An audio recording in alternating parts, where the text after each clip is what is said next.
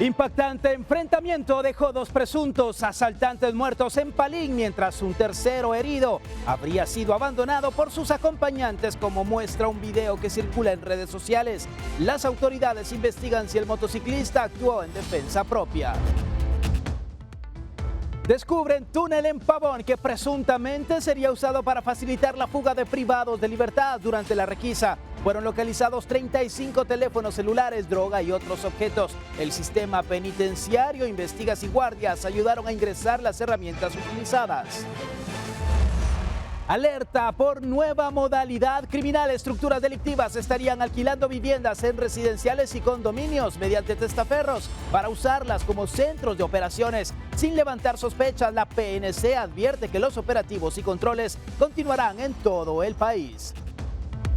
5 rutas concentran el 79% de los hechos de tránsito en Guatemala, con la CA1 Occidente y la CA9 Sur como los corredores con mayor incidencia. El estudio también revela una cifra récord en 2025, cuando más de 12,000 personas resultaron heridas o fallecidas en estos incidentes. Una hostia consagrada que fue colocada en agua para que se disolviera comenzó a presentar manchas rojizas días después en Cuilapa, Santa Rosa. El hecho sorprendió a los fieles, pero la Iglesia Católica pide esperar los estudios científicos antes de determinar qué ocurrió. Devastadora crecida de río arrasó pueblos enteros en la frontera entre Nepal y China, dejando al menos 160 muertos y cientos de desaparecidos. Videos captaron el momento en el que el torrente de agua y lodo sepultó edificios y arrastró puentes, mientras los rescatistas buscan sobrevivientes.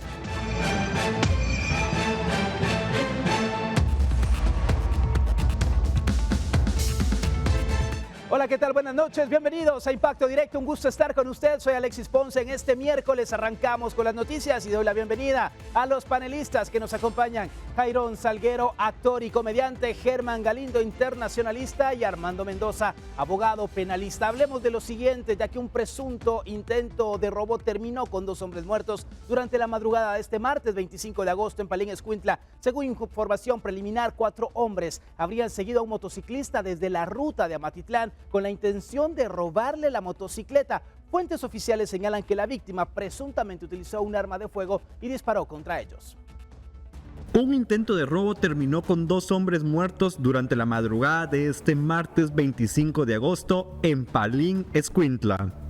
Según información preliminar, 4 presuntos asaltantes habrían seguido a un motorista desde la ruta de Amatitlán hacia Palín con la intención de robarle la motocicleta. De acuerdo con fuentes oficiales, el motorista presuntamente sacó un arma de fuego y disparó contra los hombres.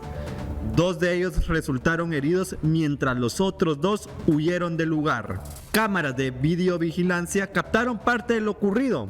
En una de las grabaciones se observa cuando 2 hombres escapan en una motocicleta, pero uno de ellos iba herido. Su acompañante lo dejó sobre la carretera, donde posteriormente murió. El otro fallecido quedó en el sector donde ocurrió el enfrentamiento. Hasta el momento, ninguno de los 2 ha sido identificado.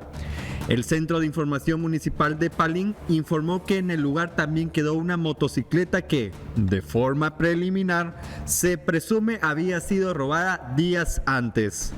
Además, señaló que los supuestos asaltantes utilizaban intercomunicadores para coordinarse. De manera extraoficial, también se investiga si los hombres podrían estar relacionados con otros robos cometidos en el sector. Sin embargo, estas versiones aún deberán ser confirmadas. Las autoridades continúan con las investigaciones para establecer cómo ocurrieron los hechos, determinar responsabilidades y confirmar si efectivamente se trató de un intento de asalto.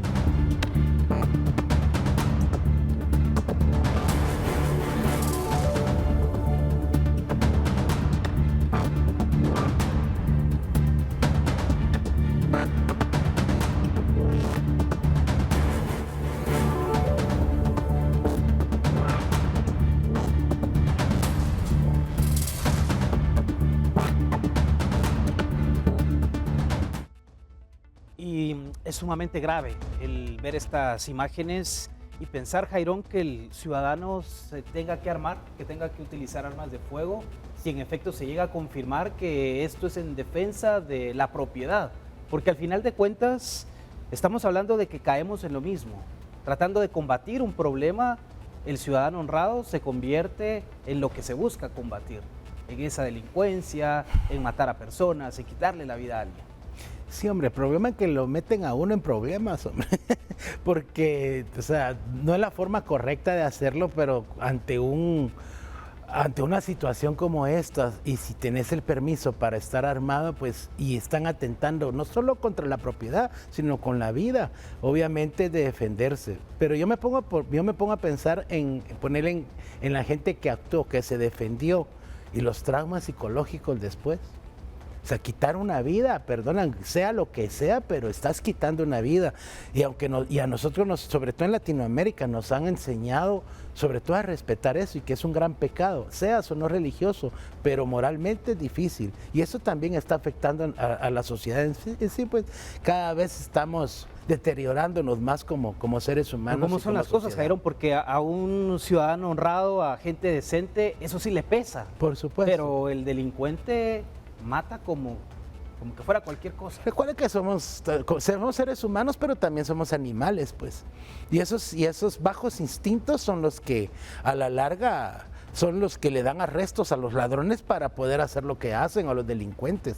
Y desgraciadamente en sociedades como las nuestras, donde como decía en un programa, donde más del 70% de la población vive en pobreza y de ese 70%, más del 80% en pobreza extrema, la gente tiene que comer, no lo justifico, pero las causas no es solo la delincuencia, la pobreza genera muchas causas más que hoy nos afectan. Definitivo, y bueno, acá se tendrá que dar todo el seguimiento de qué es realmente lo que sucede.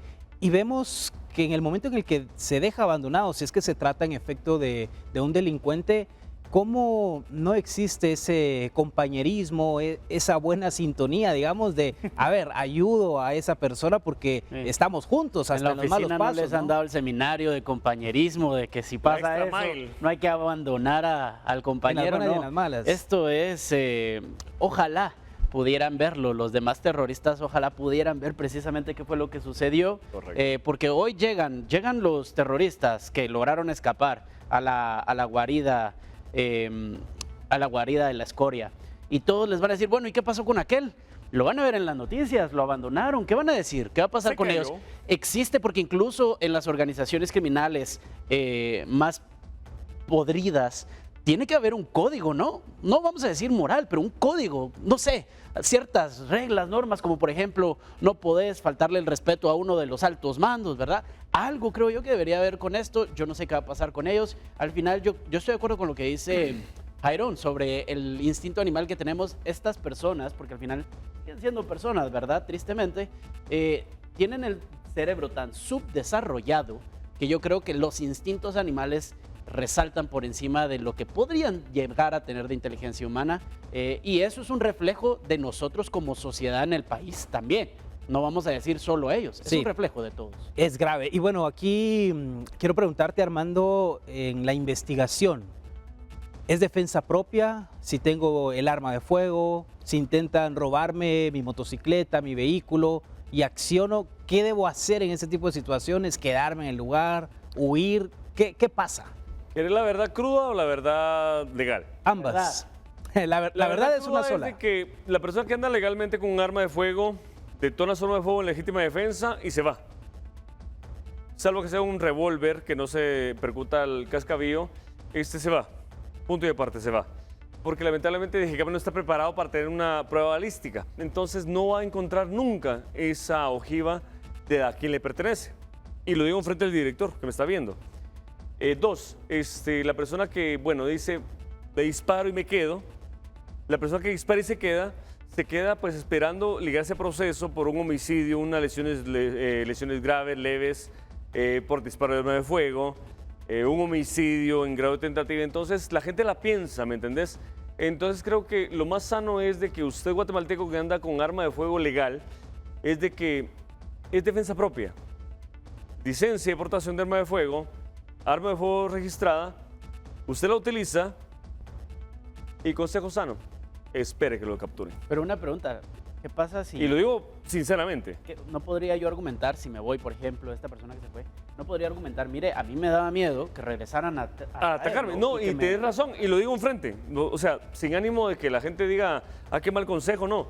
Sino que realmente lo que te decís es cierto. O sea, al final de cuentas, la gente que usa su arma de fuego, la usa y ¿qué hago? ¿Me voy? ¿Me quedo? Armando, Decime. perdón, y puede uno, por ejemplo, cometes el hecho, te vas salir del lugar a presentarte a una estación de policía. Puedes hacerlo. O sea, mira, si andas legalmente, contestando las dos preguntas, si andas legalmente, licencia, arma de fuego y todo, mire, me están atacando, te puedes presentar.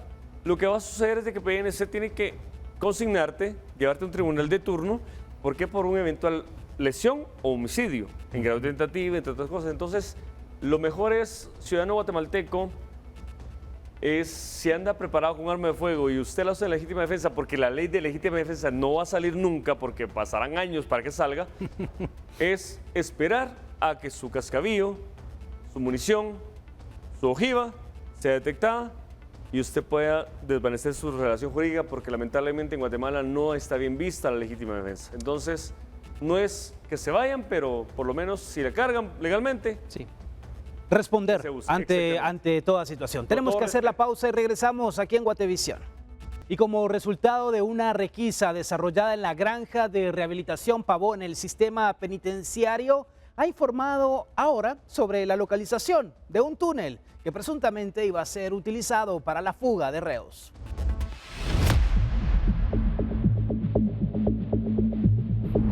Durante una requisa desarrollada este miércoles en la granja modelo de rehabilitación Pavón en Fraijanes, autoridades del sistema penitenciario localizaron un túnel o caleta que, según indicaron, habría sido construido con la intención de facilitar la fuga de privados de libertad.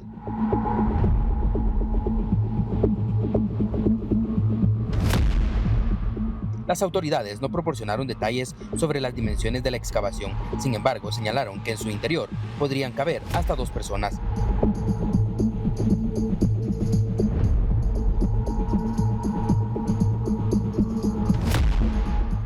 De acuerdo con la información preliminar, los privados de libertad inicialmente habrían comenzado a excavar el lugar para utilizarlo como escondite y almacenar objetos ilícitos, y posteriormente habrían ampliado la excavación con el objetivo de avanzar hacia el exterior del centro carcelario y posiblemente utilizarla como una ruta de escape.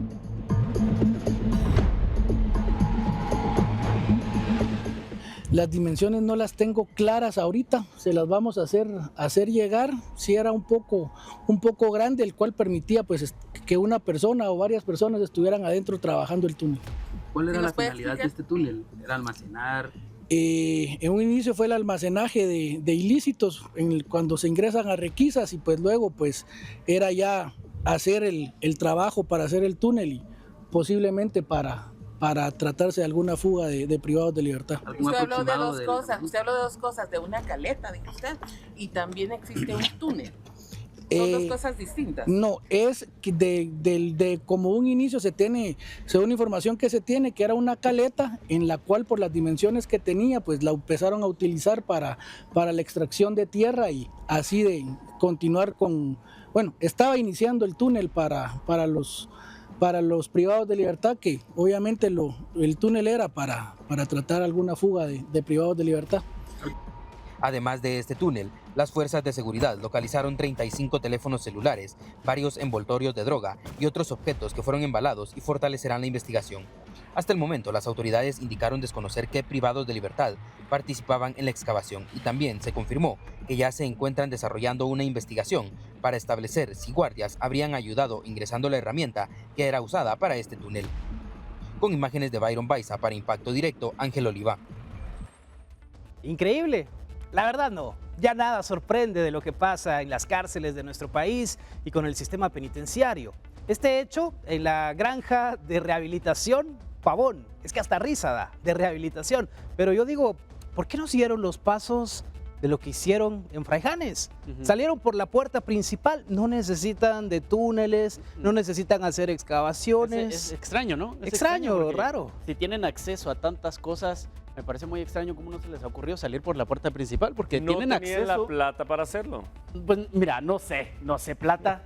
Las estructuras criminales organizadas tienen muchísimo dinero, eso lo sabemos porque el narcomenudeo deja mucho dinero. Y no Claro. solo así, mueven droga también a niveles altísimos. A ver, las requisas van más de 250, según datos del Ministerio de Gobernación, en lo que llevamos del año. Más de 250. Es algo que sí o sí se tiene que hacer cada cierto tiempo porque sabemos que los ingresos ilegales van a seguir ocurriendo. Sin Claro. embargo, tanto el director del sistema penitenciario como todas las autoridades del Ministerio de Gobernación, yo estoy seguro, espero, que ellos saben que la solución no son las requisas. Por favor, espero que lo sepan. Ellos lo saben, realmente el problema está dentro. ¿Cómo hacer para que estos centros de rehabilitación, entiéndase la ironía, no sean atractivos para los mismos criminales para poder llevar a cabo sus operaciones desde la cárcel? Es que estamos entendiendo a qué se refiere eso. Ellos se sienten lo suficientemente cuidados y protegidos dentro de una cárcel para llevar a cabo su centro de operaciones desde allí. Estamos consintiendo. Claro, entonces, ¿cuál es el problema? La solución no son las requisas, ellos lo saben, se tienen que hacer, eso sí, pero la solución no va por ahí.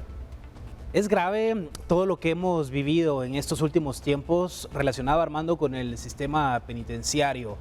Cuando la cabeza está mal de una institución, pues obviamente sabemos que todo lo demás también se puede llegar a corromper. Lo que pasa es que Guatemala es un país imitador y lamentablemente con este famoso señor que capturaron, que también hizo un túnel por debajo de las piedras, y la gente piensa lo mismo y se puede hacer, por lo que vimos, se puede hacer. Lamentablemente se necesita más ingeniería, más tiempo, más dinero, más dólares, y la gente los tiene o no los quiere pagar, o los tiene y no quiere invertirlos. Y realmente es más allá de eso, es parte fundamental, lo que dijo Germán, es fundamental de la autoridad, porque la autoridad sabe lo que está pasando, sabe lo que está ocurriendo arriba y abajo de su suelo, y sobre todo es parte fundamental de la ineptitud de los trabajadores del Estado que tenemos en funcionarios públicos, porque el director, el ministro está queriendo hacer su trabajo, pero los directores y sistema penitenciario Alcaides, todo. está corrompido, la verdad, está corrompido, y los subsuelos sabemos que dependen de la gente que lo gobierna. Y las requisas, porque esto también es bastante curioso, porque van de sector en sector, no es que requisen toda una cárcel, sino van paso a pasito. Pero esto es como tapar un agujero, se destapa otro, es bastante complejo. Sería interesante tratar de llegar por sorpresa, pero a todo el centro penitenciario. Sí. Miren, hay un montón de cosas con el sistema penitenciario. Y el hecho de que ahora el Ministerio de Gobernación anunció que van a haber trabajos dentro de las cárceles para fabricar adoquines. Eso me parece fantástico, ¿sí? Porque una mente ociosa, hay una serie de televisión que yo veía donde decía, lo que pasa es que ellos tienen todo el tiempo del mundo para pensar sus planes de escape. O sea, tienen todo, porque no están haciendo nada. Y esto no es esto viene a raíz de la guerra. Recuerden que durante la guerra en nuestro país se violaron los derechos humanos, pero diariamente y a todas horas y por segundo. Y cuando se firman los acuerdos de paz, de hecho nuestra constitución es muy proteccionista precisamente por el hecho de que, por la guerra. Entonces, la Procuraduría de Derechos Humanos exageró su protección de derechos humanos, incluyendo a los delincuentes, porque durante la guerra los delincuentes yo recuerdo que vos salías de la cárcel, salías pelón, o sea, te uniformaban, te ponían a trabajar. Recuerdo que antes hacían canastas, que hoy día ya no, porque es violar los derechos humanos. Yo creo que hay que hacer una revisión precisa de los sistemas de la ley, de las condenas, de las cárceles y reestructurarlos, porque no puede haber tanta gente metidos en un solo lugar sin hacer nada, porque eso obviamente, si uno con un dominguito que te quedes en la casa sin hacer nada, empezás a pensar un montón de tonteras, imagínate ellos que tienen todo el tiempo del mundo. Bueno, tenemos que hacer la pausa aquí en Impacto Directo, regresamos en instantes. Mucha atención a lo siguiente, la Policía Nacional Civil alertó sobre una nueva modalidad de camuflaje que utilizan las estructuras criminales para no ser localizadas por las fuerzas de seguridad. La Policía Nacional Civil advirtió sobre una nueva modalidad de camuflaje utilizado por las estructuras criminales para evitar ser localizados por parte de las autoridades. De acuerdo a la información proporcionada, los integrantes de las organizaciones, por medio de testaferros, alquilan propiedades en residenciales y condominios, que son utilizadas como centro de operaciones para cometer actos delictivos. Se alerta sobre la migración criminal y el modus operandi. La desarticulación de bandas criminales y pandillas en condominios y residenciales se ha convertido en un fenómeno recurrente. derivado de la constante presión operativa ejercida por la policía en asentamientos y zonas vulnerables. Estas estructuras han migrado tácticamente hacia sectores residenciales buscando evadir los controles policiales.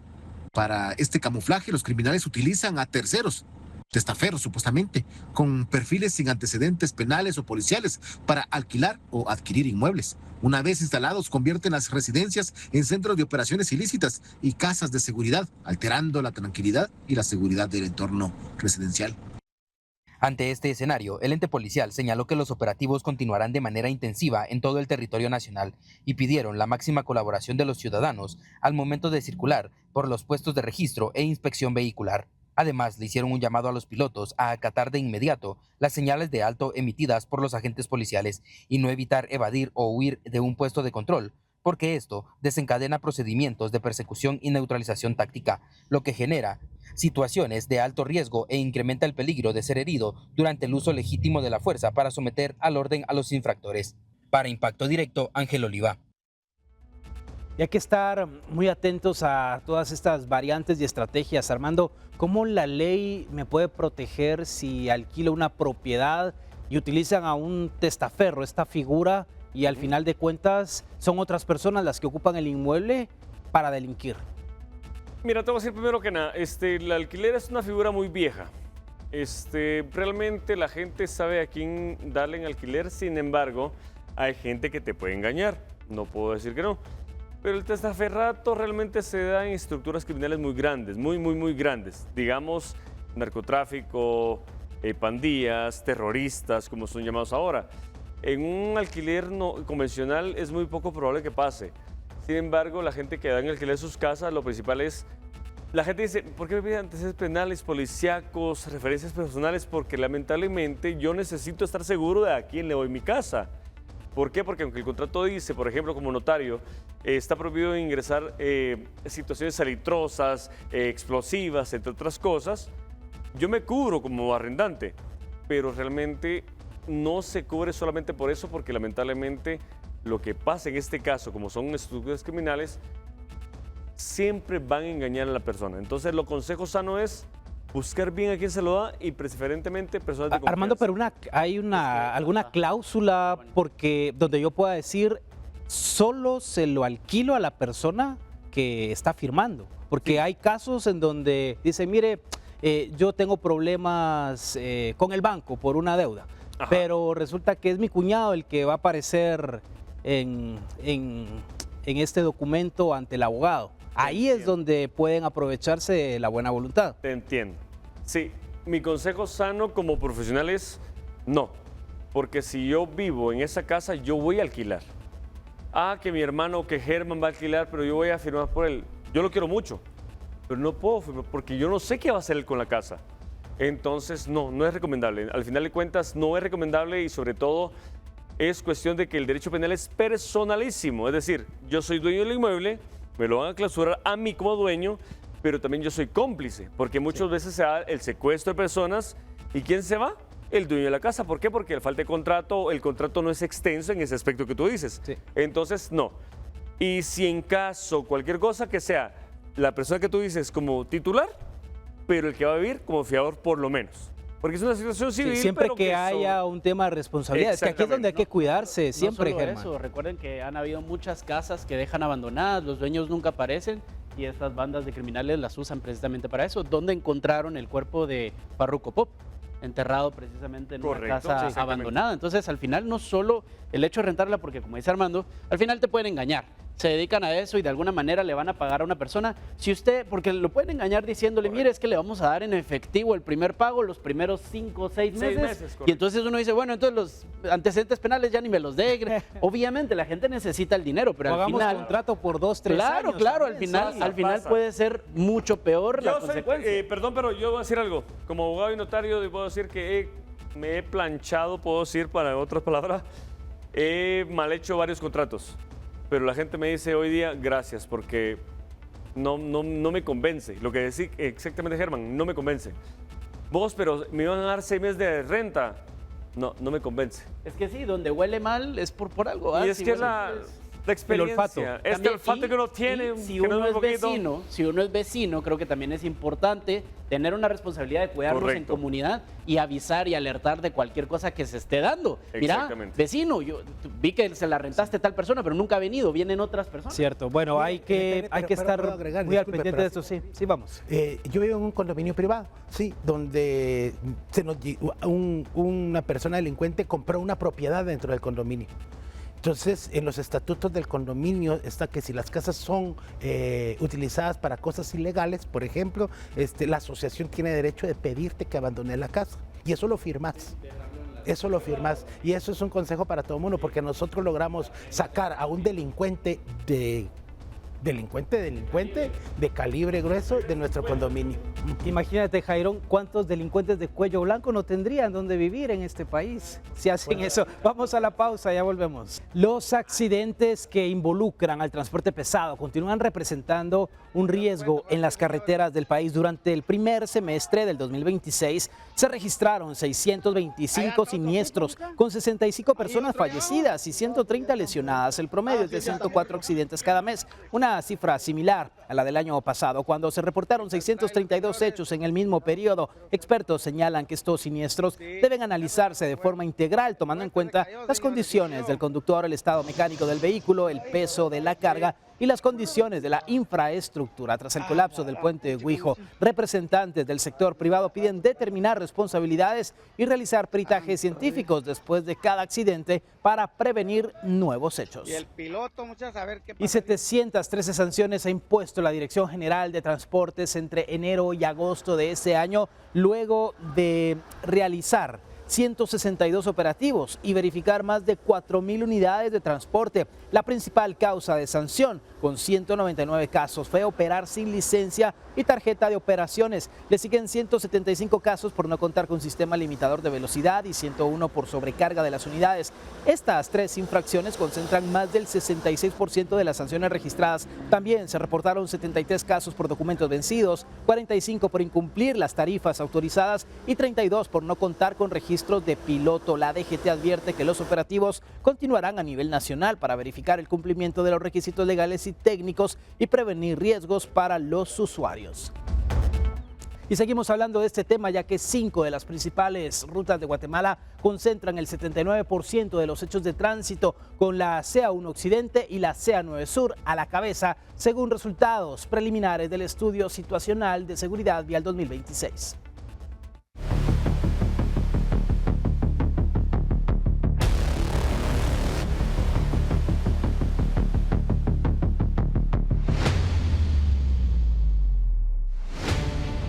La CA1 Occidente o Ruta Interamericana, así como la CA9 Sur o Ruta al Pacífico, encabezan los corredores con mayor incidencia de hechos de tránsito en Guatemala, según los resultados preliminares del Estudio Situacional de Seguridad Vial 2026. Los datos revelan que 5 de las principales rutas del país concentran el 79% de la incidencia reportada. La CA1 Occidente o Ruta Interamericana encabeza el listado con el 20%, seguida por la CA9 Sur o Ruta al Pacífico con el 19%. Luego figuran la CA2 Occidente en el área de Suchitepeques o Mazatenango con el 17%, la CA9 Norte o Ruta al Atlántico con el 15% y la CA1 Oriente o Carretera del Salvador con el 8%. El estudio también advierte que los hechos de tránsito y el número de víctimas mantienen una tendencia al alza.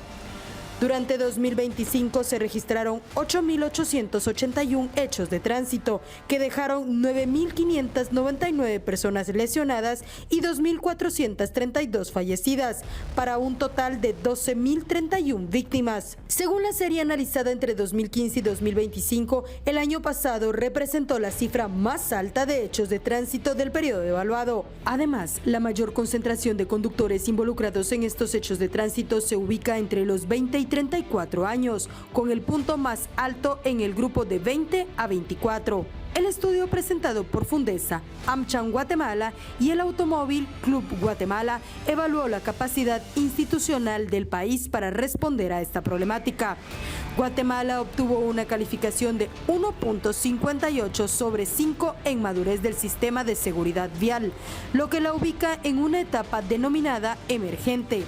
La propuesta para los próximos 2 años plantea concentrar los esfuerzos en los corredores con mayor riesgo, fortalecer la prevención, la fiscalización y la infraestructura para poder medir si las acciones implementadas logran reducir las muertes y lesiones en las carreteras del país. Con información de Erika Cinto, reportó Andrea Domínguez.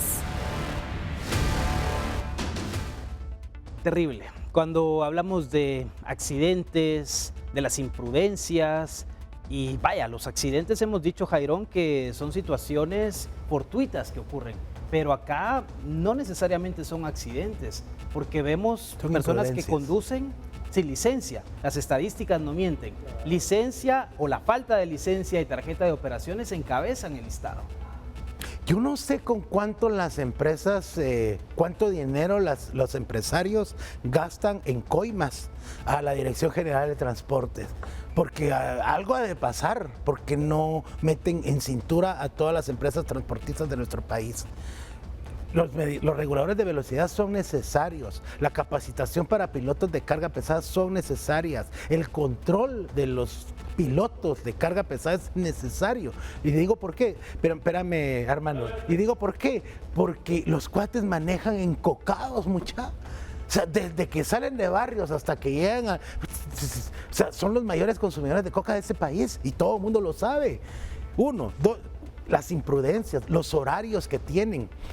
Somos un país más abajo del tercer mundo, donde ya ni trenes tenemos. O sea, con una ruta de tren que hubiera, de puerto a puerto, todo esto que pasa en carreteras disminuiría en demasía. Pero, y tenés toda la razón, yo te dijera algo. Desde Jimmy Morales para acá, Yamatei, al día de hoy, el director de transporte es un inútil, no sirve para nada.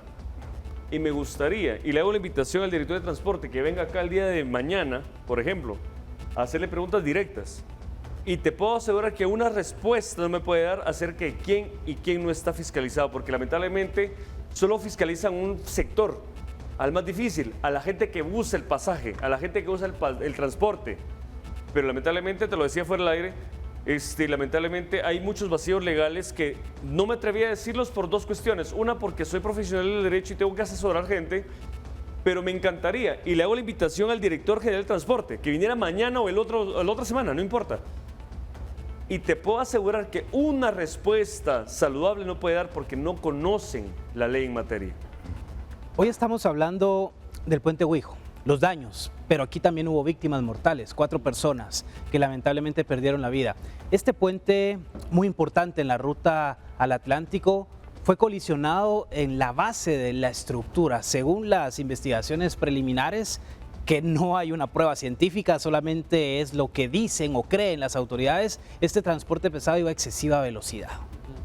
Claro, al final para derribar una estructura no sé qué tanta velocidad debería de ser, pero creo que, o sea, yo me creo que tendría que ir a un exceso de velocidad. Sobre todo hay que ver cuál es el límite de velocidad máximo en esa carretera para decir, bueno, hay que hacer, yo creo que se puede hacer la mate, la física, cuánto pesaba el camión, a qué velocidad es el máximo, por ejemplo, cuánto llevaba de carga y cuánto tiempo tuvo que haber tenido para frenar. Al final, 65 personas fallecidas en lo que llevamos del año, yo creo que es un número altísimo para hacer accidentes de tránsito, sobre todo precisamente del transporte pesado específicamente. Y estaba haciendo una pequeña operación matemática de 4,000 unidades de transporte que han revisado, 713 llevan sanciones, es decir, 1 de cada 5 recibió una sanción. 1 de cada 5 recibió sanción. O sea, me parece tanto extraordinario de parte de la gente que tiene el transporte pesado, porque es responsabilidad de ellos, pero también de las autoridades, porque saben que las sanciones no van a devolver 65 vidas y no van a detener los accidentes. Si sabemos, así como las requisas, que no son la solución, porque lo podemos ver todo, ¿por qué no se está haciendo? Ahora te digo rapidísimo. Yo sí tengo la persona idónea para poder determinar a qué velocidad iba el transporte pesado y quién tuvo la culpa. Te lo puedo asegurar. Porque hay gente muy preparada, pero lamentablemente no se le da la oportunidad. Porque el Instituto de Servicios Forenses no tiene, de hecho, el INACIF no tiene un perito, y lo digo enfrente a la cámara, no tiene un perito para poder determinar velocidad.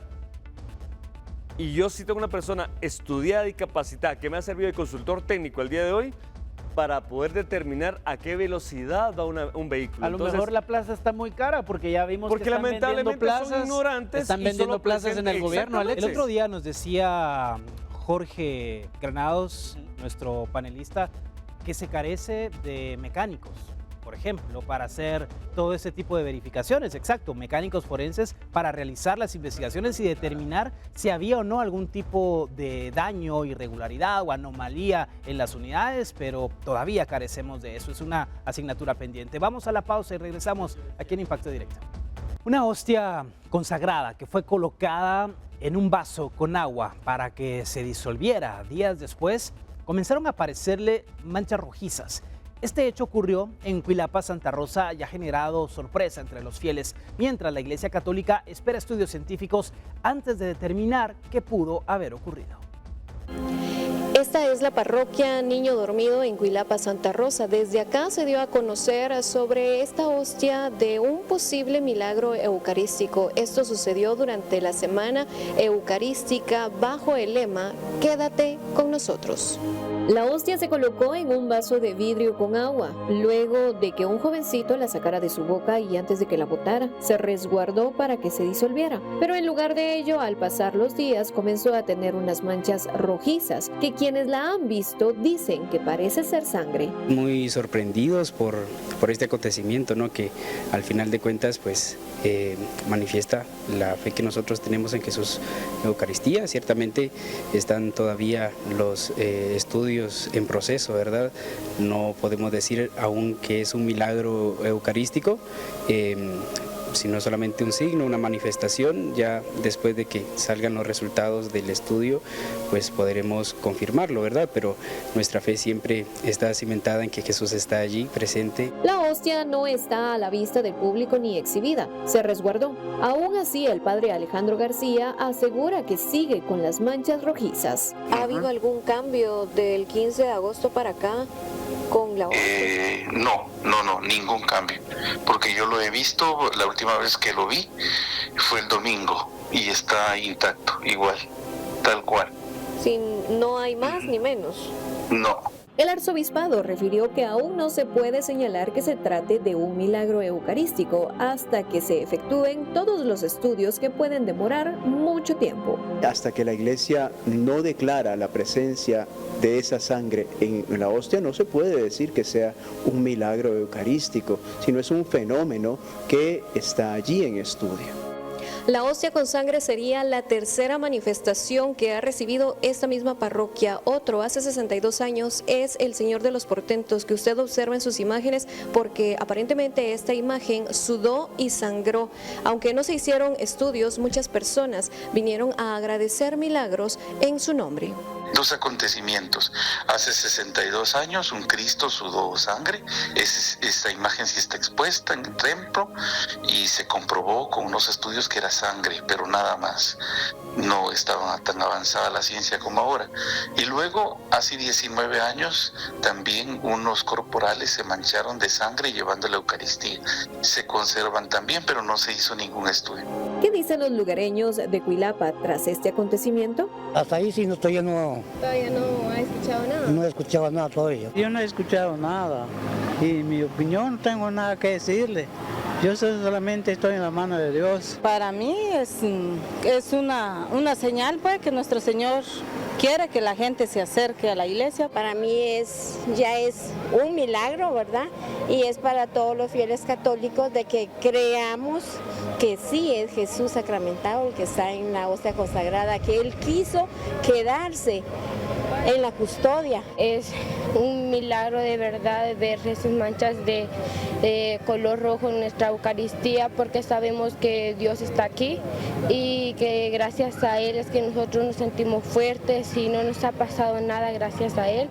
Las opiniones de los pobladores son divididas. Algunos señalaron que no conocen lo que está sucediendo, otros en cambio han dicho que sí y que creen fielmente en ello. Sin embargo, todavía se tiene que dar la investigación para establecer si esto se trata de un milagro eucarístico o no. Con imágenes de Erika Ávila, soy Mabel Saucedo.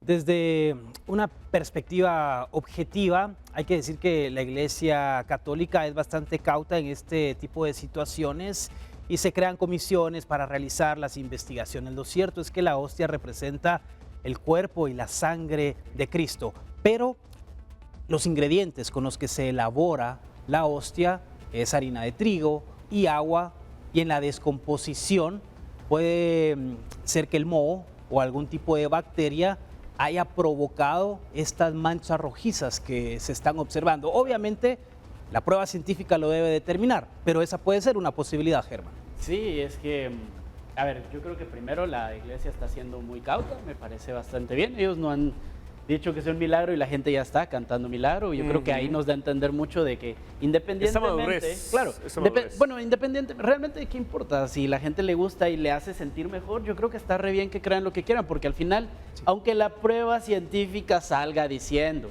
es roja porque X y Y tal y tal y tal cosa, la gente igual va a decir lo mismo. ¿Qué es milagro? Entonces realmente, la iglesia tiene que salir a decir lo que ha dicho, porque es un papel muy cauto el que está tomando, creo que me parece muy correcto, pero ¿a quién le afecta? La verdad, si la gente le hace sentir bien y es su día, le hace su día, está bien. Ahora a mí me genera un poco de preocupación o me llama la atención que como sociedad este tipo de situaciones le ponemos más atención que a lo que está sucediendo, por ejemplo, en el Congreso, que directamente nos afecta, pero al final, como digo, quien quiera creer, pues que lo crea, y yo creo que le va a llenar el corazón, le va a hacer bastante bien. Y es la fe. Es la fe. Al final es el ser humano que necesita creer en algo. No hay nada malo. Yo creo que, no sé si discrepo mucho y me corrigen mucho los televidentes, pero la iglesia, la Biblia Reina Valera 60 y la Biblia católica no discrepan mucho.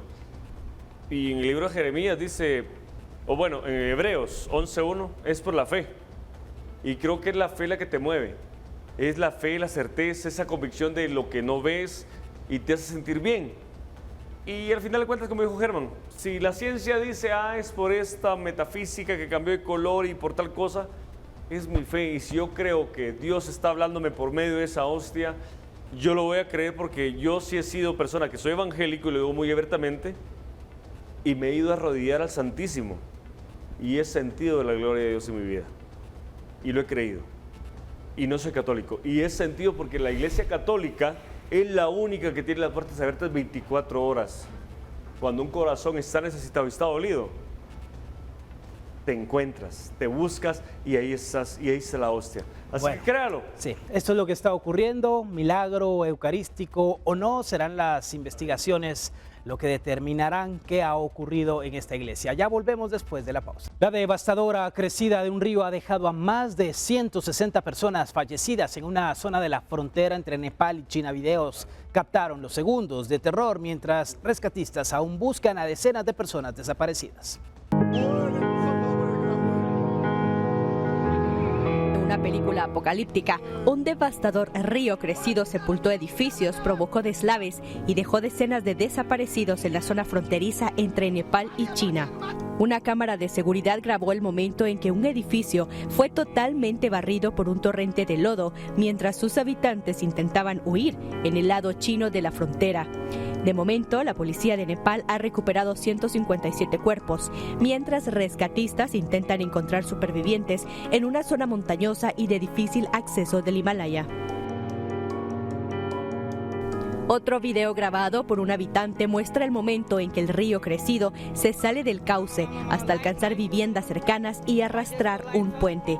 Nepal es un país empobrecido que atrae a muchos visitantes por sus rutas de senderismo, y su Ministerio de Cultura, Turismo y Aviación Civil informó que cerca de 403 turistas, 341 de ellos extranjeros, siguen sin ser localizados. Entre ese grupo hay 142 indios y varios viajeros de Estados Unidos, Australia, Reino Unido, Malasia, Países Bajos, Portugal, Sudáfrica y Corea del Sur. China ha reportado también 3 fallecidos y 265 desaparecidos, aunque no está claro si hay una superposición entre las cifras chinas y las anunciadas por Nepal, pues los datos aún están en verificación. Autoridades han confirmado que pueblos enteros y zonas de mercados fueron arrasados cuando el río que los atravesó creció de golpe. El Servicio Geológico de Estados Unidos concluyó que se trató de un deslizamiento de magnitud 5,2 y situó su origen a unos 55 kilómetros al noreste de Kodari, lo cual bloqueó un río y habría provocado el aumento del caudal. Para Impacto Directo, Ginny Sogben.